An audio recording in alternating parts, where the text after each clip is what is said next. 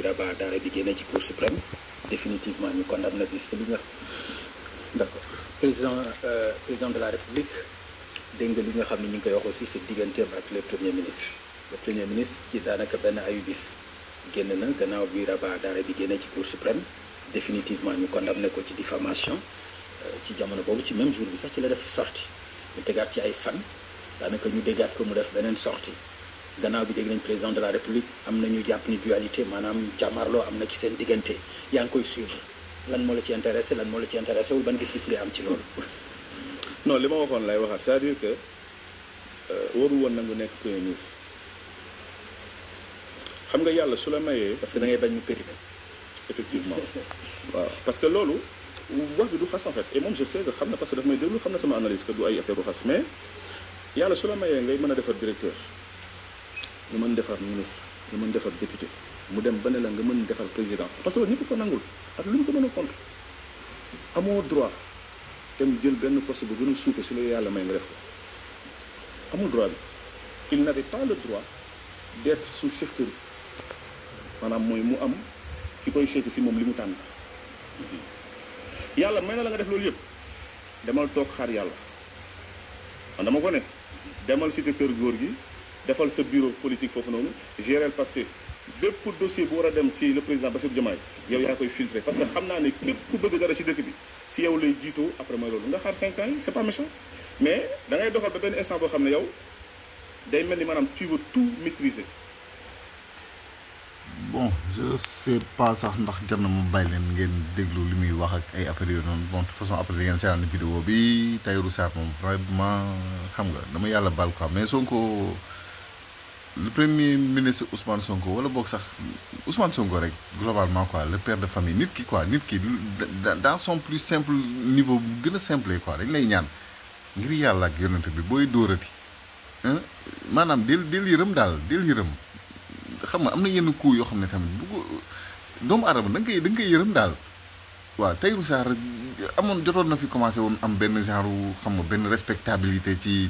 nit ñi li mu doon wax nekkul lu nit ñi doon mën a dégg ak et cetera mais nga jékki-jékki rek une nuit ci benn ngoon rek nga kalaate ko ci benn discours ndeysaan nga kalaate ko yàqal ko ay affaire am yàqal ko lépp ba nga xam que ni instant bii nii non seulement waxtuma la crédibilité rek mais le simple fait que mu war a moom ci boppam li muy wax mu doon lu logique ci moom sax problème la instant bii nii ndeysaan Tahirou Sarr mu fi toog instant bii nii naan ay Sonko waru woon mën a nekk waru woon nangoo nekk premier ministre non vraiment Tahirou Sarr il est vraiment descendu trop bas quoi depuis boobu noonu bi ko Ousmane Sonko dugalee coup mu miir KO loolu ñuy wax KO technique saa waay def KO technique miir ndeysaan comme ci dessin animé yi nga gis étoiles yi di wëlbatiku sa bopp bi mu xëy bi rek ne day def day tontu boobu nag moo ko rey ba mu dee ndeysaan waaw à partir de là nag ñun ñu gis son vrai visage quoi waaw ñun ñi nga xam que ni commencé woon nañu ko may nopp sax ñu taxawaat ne non ndekete yoo saa waay erreur la woon quoi moom boobu ma erreur technique la allahu akbar waaw donc instant bi ni tamit tey bu toogee fii naan ay Ousmane Sonko waru woon nangoo nekk premier ministre waru woon nangoo nekk chefferie sous chefferie maanaam am ko chefé non c'est parce qu'il n'a rien compris quoi c'est parce qu'il n'a rien compris ñii kenn nañuy comprendre kan mooy Ousmane Sonko ndax ñii yàlla dina leen may ñun as tuut gi nga xam que ni ñoo nekk nii ci Sénégal bi nii di xutari amuñu xamuñu yëguñu mënuñu ñun li ñu comprendre as tuut ci Ousmane kan mooy Ousmane Sonko ñii kenn nañ koy comprendre kenn nañuy comprendre que ni Ousmane Sonko maanaam li ma yàgg wax nee naa leen bu ñu ko joxoon ne ko jaayal këriñ sax du tere mu liggéeyal Sénégal te da ciy am ndam Ousmane Sonko ce n'est pas une question de poste ñii kenn ñuy génne seen xel yi ay question de poste moo tax Sénégal il faut ñu identifier bu baax a baax gis ngeen ñiy wax nii ñëpp léegi identifier leen bu baax a baax waaye ñi nga xam que ni ay affaire de poste rek dañuy wax foo leen fekk ay poste lii ñoom ñoo ñi nga xam que ni poste moo leen intéressé ñooñu mooy ñi nga xam que ni seen intérêt propre koo ci joxoon faloon benn genre affaire yi tey nga dee koo ci faloon yenn genre poste yi tey nga dee Ousmane Sonko Bassirou Diomaye Faye ce n'est pas une question de poste du question de présidence de la République du question de il fallait juste que ñoom ñu accéder ci yenn instance de décision yi fi ñuy jëlee ay décision il fallait que ñoom ñu accéder foofu noonu pour mën a mottali li ñu namm ci Sénégal loolu mooy wax ji loolu moo tax ngeen gis Ousmane Sonko xeex ba jot ci palais de la République moom ak ñi mu àndal muy Bassirou Diomaye Faye ak keneen koo xam ne ñoo bokk idéologie mais du question de poste dëgg Ousmane Sonko tey bu faloon président de la République man maa leen di wax lii bu faloon président de la République nii fal ko ba noppi président de la République ne ko xoolal demal ma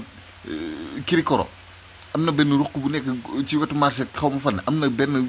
kiiwu jaay këriñ bu fa nekk demal nga toogal ma foofu billaahi wallaahi wa taalaahi Ousmane Sonko dina dem toog foofu noonu jaay këriñ te liggéeyal ci Sénégal ba pare am ci ndam ndax du doon affaire de poste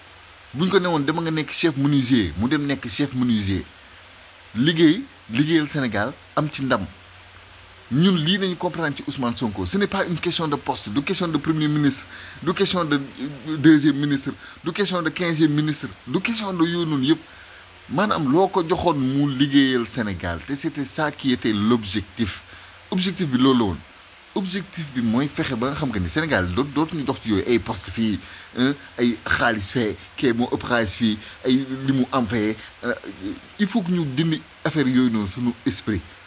faut ñu génnee yooyu suñu xel ba mu set wicc koo ci gis nag tey gu mel ni tey Roussane mii mu toog di wax genre non mais c'est extraordinaire quoi Ousmane Sonko mu chefé ñëpp wala ñu chefé ko moom ça ne change en rien ci li mu doon moom ci li mu doon ci ki mu doon loolu soppiwul dara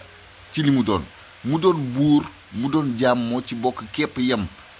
ça ne change absolument rien ci li nga xam que ni loolu mooy mission am te moom mission boobu na mu comprendre ko war koo doxal ci réew mi xam ni yàlla lay liggéeyal yàlla nag liggéeyal sa askan boobu noonu da cee bokk te Ousmane Sonko il sait pertinemment li nga xam que ni loolu moo ko war moom xam na ko xam na exactement li ko war buñ ko jëloon mu doon booy ci kër ngeen jégal ma ci kàddu gi yéen ñi may déglu mais boo leen ko jëloon tey mu doon booy ci kër di baleeg di fobeere du ko teree am ndam ci liggéey bi mu war a liggéeyal réewam sunu borom moo ko sàkk may ñu ko baaxee ñu ko sunu borom moo ko fi teg du question de poste du question de àddina man li may wax nii ndax